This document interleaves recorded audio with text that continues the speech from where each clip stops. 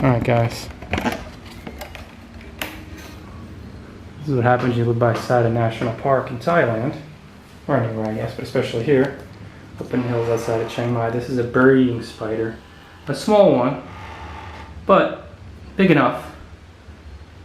I should say small, he's young. And then in the corner we have a really big Tokay Gecko.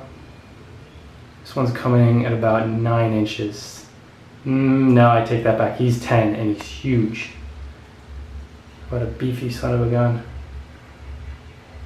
So we'll see what happens tomorrow morning. Hopefully our spider friend makes it, but it ain't looking good. Shouldn't say that. That's scale. That's a big heater for the shower. And look at the size of this bad boy. Crocodile of the house. That's it, dudes and dudettes. You want to sign up for sweet HD videos like this, 1080p, 1080 HD. Sign up at bloggingfromparadise.com. Until next time, enjoy our friends and enjoy paradise.